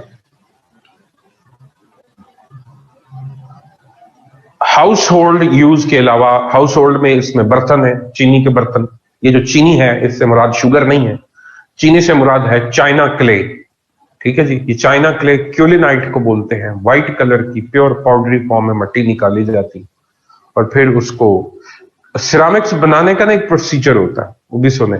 सिरामिक्स को पहले ग्राइंड किया जाता है, बनाने से पहले मटेरियल को ग्राइंड किया, पीसा जाता है, फिर निट किया जाता है, गूंदा जाता है, फिर मोल्ड किया जाता है, किसी सांचे में रख के उसको एक शक्ल दी जाती है, और फिर बेक किया जाता है, फिर बहुत हाई टेम्परेचर के ऊपर उसको हीटअप किया जाता है, और उसके बाद उसको पॉलिश कर लिया जाता है अपनी मर्जी से। बर्तन बनाने का ये सारा काम, इस पर टाइल्स इस तरह बनती है, ये सारा कुछ।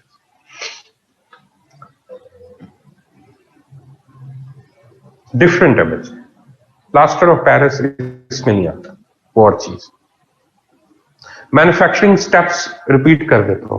पहला स्टेप है ग्राइंडिंग, दूसरा है निटिंग, तीसरा है मोल्डिंग, और चौथा है बेकिंग, और पांचवा वो आपकी मर्जी है पॉलिशिंग। वो जरूरी नहीं हर जगह पॉलिश हो, वो एक एक्स्ट्रा फीचर है।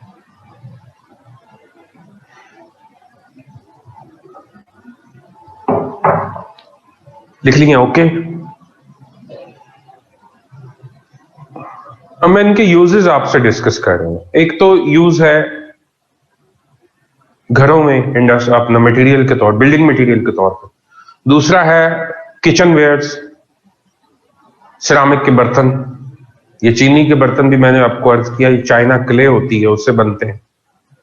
चाइना क्ले एक प्रॉपर यानी कि फॉर्म ऑफ क्ले है, कि क्ले की किस्म। अच्छा, उसके बाद फिर इनके इंडस्ट्रियल यूज। सर ये वॉशरूम के आइटम्स, बेसन, कमोड भी सिरामिक्स में? जी जी बिल्कुल, 100%। ये सारा सिरामिक्स। सैनिटरी वेयर, ये जो बातें आप कर रहे हैं, ये सारी इसमें आती है। अच्छा, उसके बाद सिंक्स, कमोड्स, वॉशरूम, बेसन, ये सारा कुछ जो है वो सिरामिक।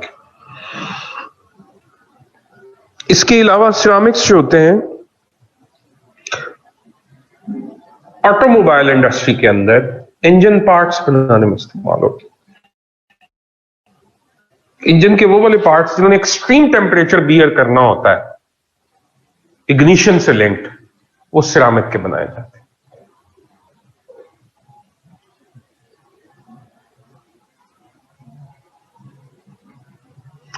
इसी तरह से सिरामिक से कटिंग टूल्स बनाए जाते हैं। सिरामिक के एब्रेसिव्स यानी रगड़ाई के लिए आइटम्स, वो बनाई जाती है। स्पेस टेक्नोलॉजी के ये जो आपके शटल्स, सैटेलाइट्स वगैरह जाते हैं, उनका इग्निशन वाला portion, chamber, ignition chamber ceramic का बनाया जाता है। सिरामिक्स कैमोफ्लाज करने के लिए, इंपॉर्टेंट इंस्टॉलेशंस को छुपाने के लिए, कोटिंग के लिए इस्तेमाल होता है। ये रेडिएशंस को रिफ्लेक्ट करते हैं, पेनिट्रेट नहीं करते। न्यूक्लियर टेक्नोलॉजी में इनका बहुत इस्तेमाल। ठीक हो गया। सिरामिक्स का इलेक्ट्रॉनिक्स की इंडस्ट्री में बड़ा इस्तेमाल है। सेमी कंडक्टर्स को लेकर आप इलेक्ट्रॉनिक्स, कंप्यूटर चिप्स बनाते हैं। सिलिकॉन वैली इससे लिंक्ड है, कैलिफोर्निया। इंसुलेटर्स के लिए जी दुरुस्त है हसान अहमद, इंसुलेटर्स के तौर पे कपलिंग्स होती हैं, वो बनाई जाती हैं जिससे तारें गुजारी जाती हैं ऊपर से। ठीक है जी। अप्लायंसेस को बचाने के लिए बीच में जो इंसुलेटर्स इस्तेमाल किए जाते हैं वो सिरामिक्स के बनाए जाते हैं। लंबे चौड़े इस्तेमाल आप डिस्कस कर सकते हैं। प्लास्टिक्स पे आ जाए, ये इनऑर्गेनिक नहीं, ये ऑर्गेनिक है। प्लास्टिक्स ऑर्गेनिक होते हैं। प्लास्टिक्स नॉन मेटेलिक है, ये भी उन्हीं की तरह, इनमें मेटल्स नहीं होते। प्लास्टिक्स पेट्रोलियम प्रोडक्ट है, क्रूड ऑयल से एक्सट्रैक्ट किए जाते हैं। प्लास्टिक्स हाइड्रोकार्बन्स की चेन्स है। मोनोमर्स मिल के पॉलीमर्स बनाते हैं। पॉलीमराइजेशन एक पूरी फील्ड है इंजीनियरिंग, यानी आप प्लास्टिक्स के डिजाइन और इस पे काम करते हैं और मतलब के हाइड्रोकार्बन से इन चीजों को एक्सट्रैक्ट करते हैं। हाइड्रोकार्बन से मुराद है जितना ऑर्गेनिक मटेरियल होता है, ये हाइड्रोजन और कार्बन के बॉन्ड्स से मिलके बना होता है। जी बिल्कुल। तो पेट्रोलियम जो ऑयल एंड गैस है, क्रूड ऑयल है, उसमें से ये ड्राइव किए जाते हैं और वो भी कार्बन और हाइड्रोजन की चेन्स होती हैं। अहमद शाह। प्लास्टिक्स के प्रॉपर्टीज सुने जरा। प्लास्टिक की एक प्रॉपर्टी, ये ब्रिटल नहीं होता जैसे वो ब्रिटल था, ये बेंड हो जाते हैं, डक्टाइल होते हैं। प्लास्टिक्स जो होते हैं ये केमिकली इनर्ट होते हैं, एसिड बेस का रिएक्शन नहीं होता, उन पे भी नहीं होता, इस पे भी नहीं होता। प्लास्टिक्स जो होते हैं हीट सेंसिटिव होते हैं, हीट देंगे बेंड होना शुरू हो जाएंगे, मेल्ट हो सकते हैं, मोल्ड हो सकते हैं। प्लास्टिक्स जो होते हैं इंसुलेटर होते हैं, कोई और प्रॉपर्टी में से इलेक्ट्रिसिटी पास नहीं होती। प्लास्टिक्स लाइट वेट होते हैं, नॉन मैग्नेटिक होते हैं, मैग्नेट का कोई असर नहीं होता है, इनका वजन बहुत कम होता है। ठीक हो गया। अब है प्लास्टिक्स के यूजेस। भाई दुनिया का कोई ऐसा सेक्शन नहीं रह गया जहां प्लास्टिक इस्तेमाल नहीं हो, कोई काम ऐसा नहीं जहां प्लास्टिक इस्तेमाल नहीं हो। कपड़ों से लेके, जूतों से लेके, गाड़ियों से लेके, तमाम आइटम्स के अंदर, बिल्डिंग मटेरियल से लेके हर चीज में प्लास्टिक इस्तेमाल। पैकिंग मटेरियल के तौर पर list of uses. Furniture,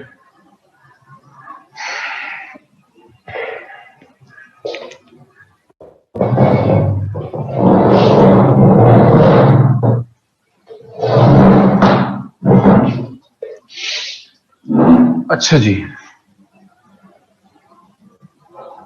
fashion में जी जी, प्लास्टिक्स का इस्तेमाल, फैशन छोड़े, हर तरह की इंडस्ट्री। आगे चले। अब प्लास्टिक पे जब भी सवाल आएगा, इसके मेरिट्स और डीमेरिट्स के ऊपर सवाल। मेरिट क्या है? प्लास्टिक सस्ते होते। जी, मैं अभी उसी तरफ आ रहा हूं। जरूरी नहीं हर वो चीज जो ऑर्गेनिक हो वो बायोडिग्रेडेबल, ये कोई लॉ नहीं है। ठीक हो गया। अच्छा, वापस आइएगा, जरा सुनिएगा।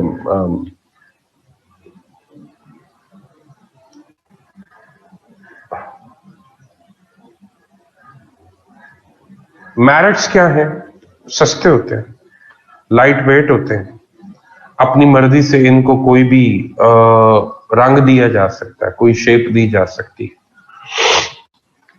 Difference between organic and inorganic. Organic चीजें वो होती हैं जिनका लिविंग थिंग्स से ओरिजिन होता है बच्चे। इनऑर्गेनिक वो चीजें होती हैं जिनका लिविंग थिंग्स से ओरिजिन नहीं होता। ठीक हो गया। अच्छा, यानी ऑयल जितना है ऑर्गेनिक है, जानवरों के गलने सड़ने से बनता है। ठीक है जी। तो लिविंग थिंग्स, अब इसी तरह से बाकी मेटल्स जो है वो इनऑर्गेनिक में आएंगी, क्ले इनऑर्गेनिक में आएगी। ठीक है। सिरामिक्स इनऑर्गेनिक है, किसने कहा है ऑर्गेनिक?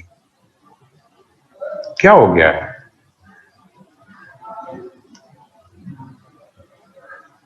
मैंने शुरू में कहा था ये इनऑर्गेनिक है, प्लास्टिक्स ऑर्गेनिक है। ठीक हो गया। अच्छा, वापस आए। मेरिट्स क्या है? प्लास्टिक का मेरिट सस्ता है, लाइट वेट है, अपनी मर्जी से मोल्ड किया जा सकता है। ठीक है जी। बहुत सारी चीजों को इसने रिप्लेस कर दिया हुआ है जो बहुत महंगी थी, मेटल्स को, वुड को। डीमेरिट्स बहुत बड़े हैं, सिवाय सस्ता होने के और कोई बड़ा मेरिट नहीं है इसका। डीमेरिट्स इसके बहुत ज्यादा है। मसलन डीमेरिट पहला, बायोलॉजिकली डिग्रेडेबल नहीं है। जी बिल्कुल। बच्चे, प्लास्टिक्स जो है इनका ओरिजिन जो होता है वो क्रूड ऑयल है, इनका ओरिजिन जो है वो पेट्रोलियम प्रोडक्ट्स है। ठीक है, इसलिए हम इनको ऑर्गेनिक कहते हैं। और मॉडर्न जो अभी प्लास्टिक्स आपके बन रहे हैं वो रबड़ से बन रहे हैं और सेलुलोज से बन रहे हैं, उनका प्लांट ओरिजिन है जो भी बायोडिग्रेडेबल प्लास्टिक्स आए हैं। ठीक हो गया मुस्तफा?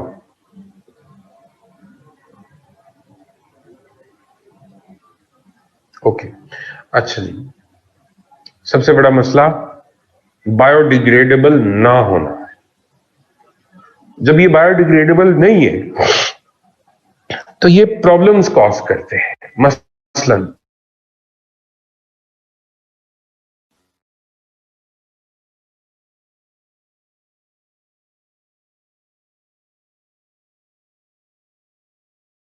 नहीं यूज होते। अच्छा, इसी तरह से ये लैंड पोल्यूशन, वाटर पोल्यूशन, अगर ओपन एयर में इनको बर्न करें तो एयर पोल्यूशन कॉज करते हैं। प्लास्टिक्स का दूसरा बड़ा नुकसान, यानी एक तो पोल्यूशन की तमाम types, sewerage failure, urban flooding का ये कॉज बनते हैं। प्लास्टिक्स जो हैं इनका तीसरा बड़ा नुकसान है मेडिकल, जो सबसे बड़ा नुकसान ये है कि ये जब भी किसी गर्म चीज के साथ कांटेक्ट में आते हैं, they release benzene compounds, aromatic compounds release करते हैं और वो कार्सिनोजेनिक होते हैं। 52 टाइप्स ऑफ कैंसर प्लास्टिक की वजह से होता है। Plastics can cause 52 types of cancer. ठीक हो गया। अच्छा, प्लास्टिक्स मैरीन लाइफ को बर्बाद कर रहे हैं। मैरीन कंटामिनेशन की वजह से जो मैरीन आपकी एक्वेटिक लाइफ है वो एट स्टेक है। प्लास्टिक्स को एक बात लगे हाथों सुन लें, आप घर में प्लास्टिक्स इस्तेमाल करते हैं, ओवन में प्लास्टिक की प्लेट लेके सालन ओवन में रख दी, स्टॉप इट, बंद करें ये काम। बच्चों का फीडिंग बॉटल जो होती है, जिसको आप फीडर बोलते हैं, उसमें दूध डाला और उसको गर्म करने के लिए फ्रिज में रख दिया। एरोमेटिक कंपाउंड्स या बेंजीन कंपाउंड्स। अच्छा, अब जब आप इसको ओवन में रखते हैं, या आपने जनाब शॉपर पकड़ा है, पॉलिथीन शॉपर है, और उसमें आपने चाय डलवाई और लेके हॉस्टल चले गए, कॉमन ये फिनोमेना। रोटियां गरम गरम ली हैं, प्लास्टिक के शॉपर में डाली, ले गए। सालन, जी बिल्कुल, प्लास्टिक बैग्स में नान, योगर्ट, सालन। ठंडी चीज की तो खैर है, गर्म चीज आप इसमें नहीं रख सकते। और ठंडी चीज के लिए भी जो प्लास्टिक इस्तेमाल करना, वो भी स्पेसिफिक होता है, वो फूड ग्रेड होना चाहिए। फूड ग्रेड अगर प्लास्टिक है तो। और फूड ग्रेड चेक करने का पाकिस्तान में कोई सिस्टम नहीं। फूड ग्रेड प्लास्टिक्स को चेक करने के लिए कोई लैब नहीं है पाकिस्तान।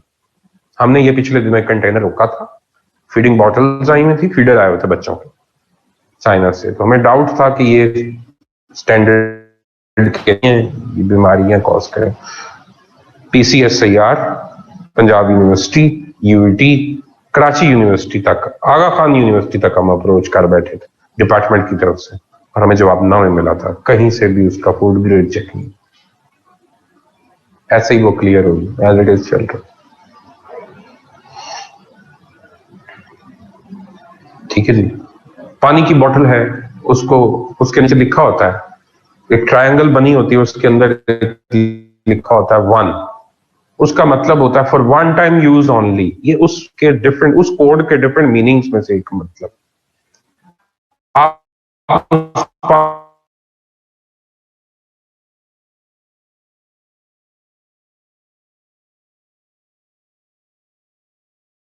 जी जी बिल्कुल, लेकिन आप लोग क्या कर, ना ना वेस्ट नहीं करनी, घर ले जाते हैं, 6 महीने तक बगैर धोए उसमें पानी डाल डाल के पीते रहते।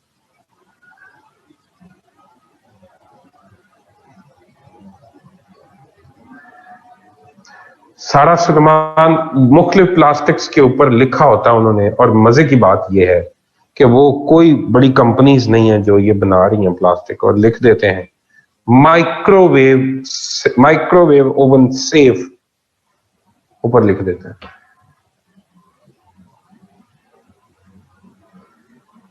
ठीक है जी।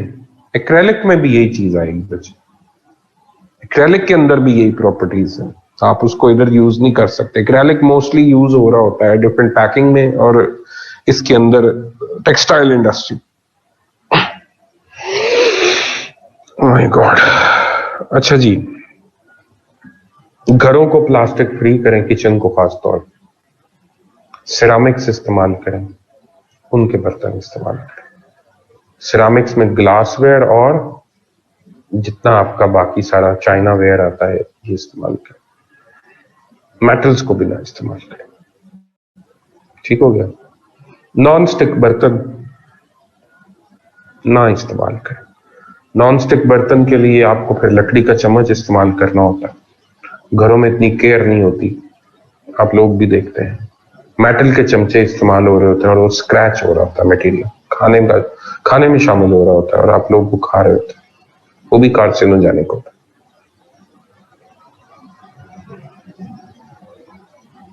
जी बिल्कुल, माइक्रोवेव ओवन इटसेल्फ इसके हार्म इम्पैक्ट्स हैं। नहीं, सिलिकॉन इस चक्कर में नहीं आता, सिलिकॉन प्लास्टिक्स में तो नहीं आता। सिलिकॉन मिक्स करके ये जो आप बच्चों की निपल्स बनाई जाती हैं, आप उनकी बात कर रहे होंगे, जो फीडिंग बॉटल के लिए इस्तेमाल होती है, हालिया नबीत, सिलिकॉन निपल्स जिनको कहते हैं, बच्चों के लिए इस्तेमाल होती है फीडिंग के लिए। एट द सेम टाइम वो भी नुकसानदेह,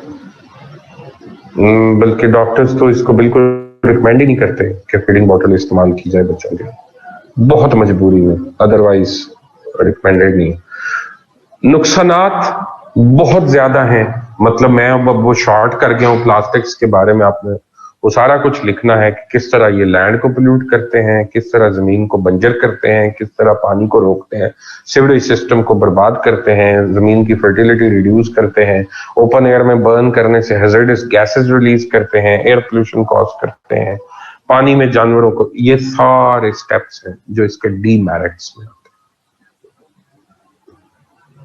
पता नहीं बच्चे, इसका वो जरा देखें, इसका एब्रीविएशन लिखते हैं, फिर शायद मुझे समझ लग जाए। अच्छा, वैसे तो मैं सारा दिन डिफरेंट प्रोडक्ट्स ही देख रहा होता हूँ कस्टम पोर्ट के ऊपर, हम सारा दिन डिस्क्रिप्शंस और इनके पॉजिटिव नेगेटिव ही देख रहे होते, ठीक है, लेकिन एट द सेम टाइम बहुत सारी चीजें हैं जिनका नहीं पता होता, हमारे लिए भी नहीं होती। अच्छा जी, हल क्या है भाई? लेजिस्लेशन करें, प्लास्टिक्स को बैन करें, जो बहुत नेसेसरी है, इंडस्ट्रियल जो यूज है उसके बगैर, बाकी डोमेस्टिक यूज जो प्लास्टिक्स का है इसको बंद करें, पॉलिथीन बैग्स बैन करें, एनवायरनमेंट को क्लीन करें, इसकी डंपिंग और सॉलिड वेस्ट मैनेजमेंट जो है उसको मस्ट करें, इंट्रोड्यूस करवाएं, गवर्नमेंट्स इसको हर सूरत इंश्योर करवाएं, पेनल्टीज रखें। ठीक हो गया।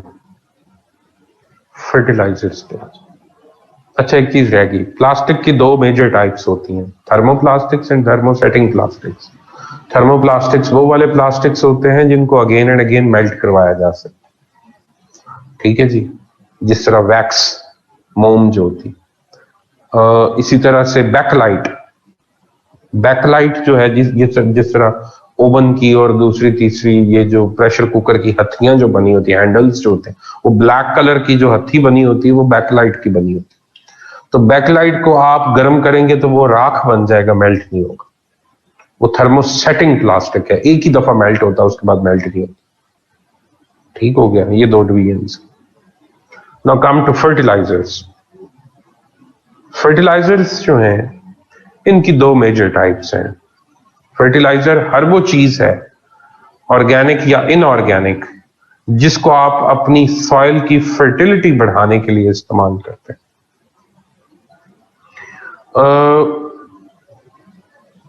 नेचुरल हो सकती है फर्टिलाइजर, सिंथेटिक हो सकती है। फर्टिलाइजर्स के अंदर जो न्यूट्रिएंट्स होते हैं वो पौधों को रिक्वायर्ड होते हैं प्लांट ग्रोथ के लिए। उनमें मैक्रो होते हैं, माइक्रो होते हैं। मैक्रो 6 हैं। मैक्रो वो हैं जो बड़ी ज्यादा अमाउंट जिनकी चाहिए होती है, माइक्रो वो हैं जिनकी अमाउंट कम भी हो तो काम चल जाता है, चाहिए होते हैं लेकिन कम मिकदार में चाहिए। मैक्रो न्यूट्रिएंट्स के अंदर एनपीके, नाइट्रोजन, फास्फोरस और पोटेशियम आता है। इसके अलावा आपके पास आता है कैल्शियम, सल्फर और कैल्शियम, मैग्नीशियम एंड सल्फर, ये 6 मैक्रोन्यूट्रिएंट्स। माइक्रोन्यूट्रिएंट्स बुक में ये सारे लिखे हुए हैं, आप देख लीजिए। माइक्रो के कोई 16 के करीब है, बोरॉन, आयरन, जिंक, मोलिब्डेनम, ठीक है जी। तो ये एक पूरी जो है ना माइक्रोन्यूट्रिएंट्स की एक लिस्ट है। नहीं, बिल्कुल भी नहीं। ये वो वाली चीजें हैं जो पौधों को रिक्वायर्ड होती हैं, वो न्यूट्रिएंट्स। ये हम खादों के जरिए देते हैं, पहले इस तरह नहीं होता था। पहले जो मोड ऑफ फार्मिंग थे वो इस तरह नहीं थे। जिस एकड़ में फसल लगती थी, फसल काटने के बाद वो अगले 6 महीने के लिए वो जगह जो है, वो एकड़ जो है, उसको खाली छोड़ दिया जाता है जी। फर्टिलाइजर्स ऑर्गेनिक और इनऑर्गेनिक दोनों होते। अच्छा, बात सुनिएगा जरा ध्यान से। और जब वो जमीन खाली रहती थी अगले 6 महीने, तो वो अपनी फर्टिलिटी को दोबारा से एनहांस कर लेती थी थ्रू नेचुरल प्रोसेस।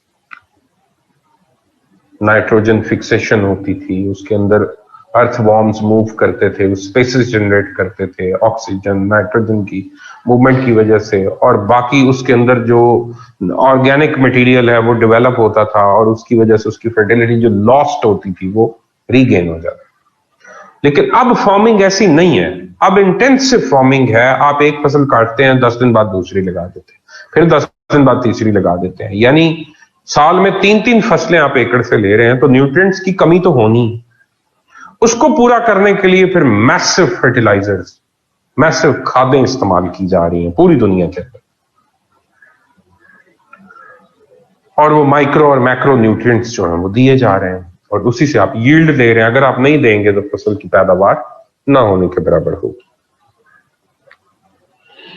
अब ये नेचुरल भी खादें हो सकती हैं और सिंथेटिक भी हो सकती। नेचुरल यानी गोबर, एनिमल डंग। नेचुरल में आपके पास जो फसलों का रेजिड्यू बचता है उसी को प्लो करके वापस उसमें शामिल कर दिया जाता है।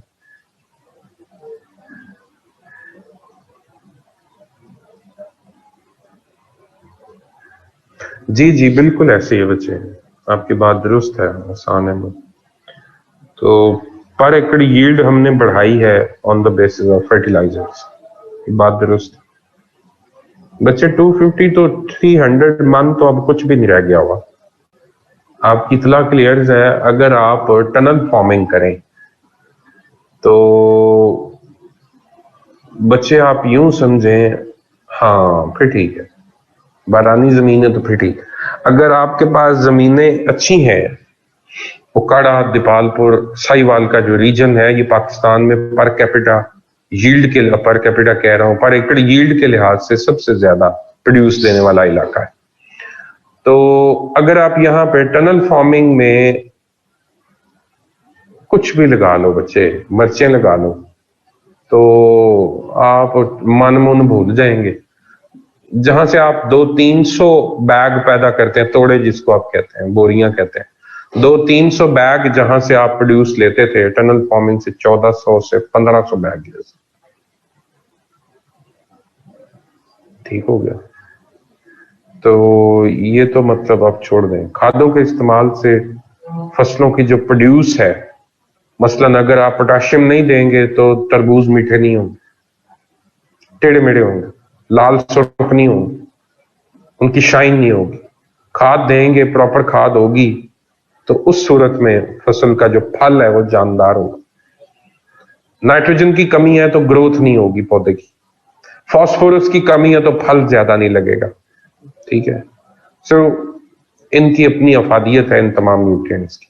वापस आए, नेचुरल हो सकती हैं, सिंथेटिक हो सकती हैं। नेचुरल फर्टिलाइजर्स में गोबर इस्तेमाल होता है, पोल्ट्री वेस्ट इस्तेमाल होता है, डेयरी वेस्ट, पोल्ट्री वेस्ट, और इसके अलावा वही जो फसलें हैं उनका रेजिड्यू, बाकी बच जाने वाली फसल को क्रश करके उसको वापस फ्लो करके उसको जमीन में शामिल कर दिया जाता है। ह्यूमन वेस्ट, इवन ये सारी चीजें नेचुरल में आएंगी। और सॉलिड वेस्ट मैनेजमेंट के थ्रू जो नेचुरल फर्टिलाइजर्स प्रोड्यूस की जाती हैं वो भी इसी सेक्शन में आती हैं। सिंथेटिक में ये तमाम जितनी भी खादें आप फैक्ट्रीज के थ्रू बना रहे हैं, सोना यूरिया है, ये जो भी एंग्रो की मतलब जरखेज है, फलां फलां, डाई अमोनियम फॉस्फेट है, डीएपी जिसको आप बोलते हैं, ये सारी खादें हैं। पोटेशियम की डिफरेंट लिक्विड फॉर्म में पोटेशियम आती, पाउडर फॉर्म में पोटेशियम आती। ठीक है जी। कैल्शियम मिक्स्ड यूरिया आता है। ठीक है जी। ये सारी की सारी खादें, और फिर जो बहुत कम मिकदार में खादें चाहिए होती हैं वो बॉटल के फॉर्म में, वाटर की फॉर्म में, लिक्विड की फॉर्म में स्प्रे करने के लिए इस्तेमाल होती है। बोरॉन अगर देना हो, जिंक की कमी हो, जिंक ऐड किया जाता है जमीनों के अंदर, तो उस सूरत के हाल के मतलब मुताबिक कि जमीन में अगर किसी माइक्रो न्यूट्रिएंट की कमी है तो फिर वो दिया जाता है। ये सॉइल टेस्टिंग से पता चलता है कि जमीन में कौन कौन से जो न्यूट्रिएंट्स हैं उनकी कमी हो चुकी हुई।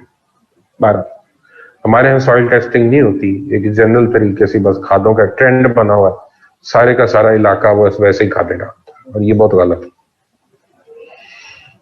अच्छा, फायदे क्या हैं? यील्ड बढ़ती है और पैसे आते हैं, इकोनॉमिक बेनिफिट्स हैं। नुकसानात बहुत ज्यादा है। नुकसानात गिनवाने से पहले फसलों खादों की टाइप्स आपको गिनवा दूं। नेचुरल, सिंथेटिक, उसके बाद और भी हैं, direct, indirect. Sir we really use synthetic. बारानी एरिया में मैक्सिमम क्रॉप्स नेचुरल फर्टिलाइजर चलती है। जबरदस्त, बहुत अच्छी बात है ये। इनके साइड इफेक्ट्स भी बहुत हैं जो सिंथेटिक है। अच्छा सुनिएगा जरा, direct, indirect, complete, incomplete and mixed. Direct fertiliser वो होती है जिसका इंपैक्ट इमीडिएट हो, 1-2 दिन के अंदर फसल के पत्ते सब्ज हो जाएं, आपको पता चले कि बहुत, ये यूरिया, सोना यूरिया, ये सारी डायरेक्ट फर्टिलाइजर्स। इनडायरेक्ट फर्टिलाइजर्स वो होती हैं जिनको इस साल आपने डाला है तो अगले साल बाद जाकर रिस्पॉन्स आए, 6 महीने बाद आए, डिलेड रिस्पॉन्स होता है। मसलन अगर आपकी जमीन जो है वो सलाइन है, उसके अंदर सॉल्ट्स आए हुए हैं, तो बच्चे आप क्या करेंगे, उसमें जिप्सम ऐड करेंगे, डोलोमाइट ऐड करेंगे और उसके सॉल्ट्स को न्यूट्रलाइज करने की कोशिश करेंगे, तो 5-6 साल बाद जाके वो जमीन आपकी काबिल होगी। वो आहिस्ता आहिस्ता आहिस्ता सॉल्ट्स को खत्म करके फर्टिलाइज करवाएगी। सो डोलोमाइट एंड जिप्सम ये जो है ये इनडायरेक्ट फर्टिलाइजर्स है, डिलेड इंपैक्ट इनका आता है। इसी तरह से आपके पास कंप्लीट फर्टिलाइजर्स हैं जिनमें सारे न्यूट्रिएंट्स होते हैं। ग्वेनो, GUANO, ग्वेनो एग्जाम्पल है इसकी, ये मैरीन ओरिजिन की खाद होती है, ठीक है जी, और इसमें तमाम न्यूट्रिएंट्स मौजूद होते हैं, माइक्रो मैक्रो तमाम। इनकम्प्लीट वो है जिसमें तमाम न्यूट्रिएंट्स नहीं होते, लेकिन चले जो आपको रिक्वायर्ड होते हैं वो मौजूद होते हैं। मिक्स्ड वो वाली खाद है जिसमें आप 2-3 किस्म की खादें मिक्स करके यूज कर रहे होते हैं, मतलब DAP को यूरिया के साथ मिक्स करके इस्तेमाल किया जाता है। जो लोग जिम्मेदारा करते हैं उनको समझ, ठीक है जी, उसको मिक्स्ड फर्टिलाइजर बोल देते हैं बुनियादी तौर पे, ठीक है जी, वो कोई खास फर्क नहीं होता, बुनियादी तौर पे वही है कि कौन से न्यूट्रिएंट्स चाहिए वो ऐड करने होते हैं। खादों को इस्तेमाल करने के मेथड भी 2-3 तरह के, एक तो है स्प्रिंकल, जी बुक में मौजूद, एक है स्प्रिंकल मेथड, छटा देना, ये बुक में मौजूद नहीं है जो मैं भी आपको बातें बताने लगा। स्प्रिंकल करना, छट्टा देना और उसके बाद फर्टिलाइज करना, पानी देना, उसके बाद पानी देंगे तो जो खाद आपने छटा की वो पानी के साथ मिक्स होके नीचे जाएगी और फिर पौधों की जड़ें उसको कंज्यूम करेंगी। दूसरा है फ्लड करना, यानी जब आप पानी दे रहे होते हैं तो उसके साथ ही खादों को, इस दफा यूरिया डालो, अगली दफा नाइट्रोजन डालो।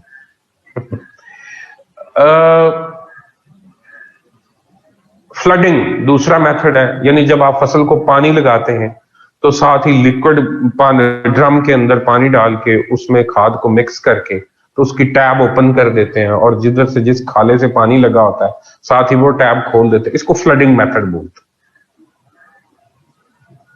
इसमें बंदे की जरूरत नहीं है कि वो खाद छटा करके और अपने पैरों से भी जमीन के अंदर, फसल के अंदर काफी सारी पौधे तबाह करके, ठीक हो गया। उसके बाद तीसरा मेथड है स्प्रे का मेथड।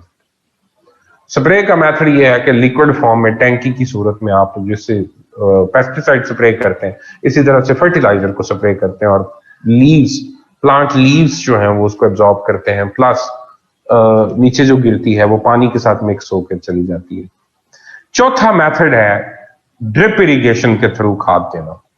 ड्रिप इरिगेशन सिस्टम जो एक एक कतरा करके फसल की जड़ों के ऊपर पानी पड़ता रहता है, उस पानी के अंदर आप खादें भी मिक्स कर देते हैं, उनको उसके अंदर जब आप मिक्स कर देते हैं तो वो एक एक कतरा करके पानी नीचे गिरता है और वो फसल जो है उसको कंज्यूम करती है। और ये बेहतरीन मेथड है, सबसे बेहतरीन method drip irrigation method. Expensive है लेकिन अच्छा मेथड है। स्प्रिंकल करना जी, छटा देना, हाथ से फैला देना इस तरह। स्प्रिंकल करना, फ्लड करना, स्प्रे करना और ड्रिप इरिगेशन मेथड के थ्रू। ओके हो गया।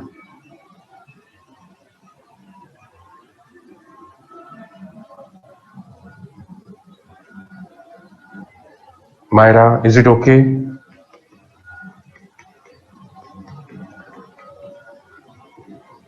ओके, अच्छा जी, वेलकम जी। अच्छा, अब है डीमेरिट्स क्या है खादों के। और जनाब डीमेरिट्स ये हैं, पहला मसला तो ये है कि खादों के इस्तेमाल से, बहुत ज्यादा इस्तेमाल की वजह से जो जमीन है उसकी एसिडिटी बढ़ती जाए, पीएच वैल्यू चेंज हो रही। दूसरा मसला खादें जो हैं ये पानी के साथ मिक्स होकर अंडरग्राउंड वाटर को कंटेमिनेट कर रही हैं। ये मैं पढ़ा चुका हूं आपको पीछे से। अंडरग्राउंड वाटर कंटेमिनेशन में मैंने कॉज लिखवाई थी आपको, फर्टिलाइजर्स एंड पेस्टिसाइड। ये सारी बातें यूं घूमनी है, डिपेंड्स कि आप इनको किस तरह से क्राफ्ट करें। उसके बाद अंडरग्राउंड वाटर जब कंटेमिनेट होगा, वो पानी जो लोग पिएंगे वो बीमार होंगे। अस्सलाम वालेकुम सर। जी सर, चल रही। जी सर, श्योर। सो इनकी बेसिस पे जो आपके पास फर्टिलाइजर्स हैं, इनकी वजह से अंडरग्राउंड वाटर कंटेमिनेशन, प्लस यही खादें जो आप यूज कर रहे होते हैं, इनका अगला डीमेरिट ये है कि ये रेजिड्यू की फॉर्म में आपकी जितनी प्लांट के अंदर मौजूद आपकी यील्ड है, जिसको फ्रूट बोलते हैं आप, वो गंदम है, फल है, कुछ भी है, उसके अंदर ये मौजूद होते हैं और ये आते हैं और लोग इनको इस्तेमाल करते हैं। According to a research paper,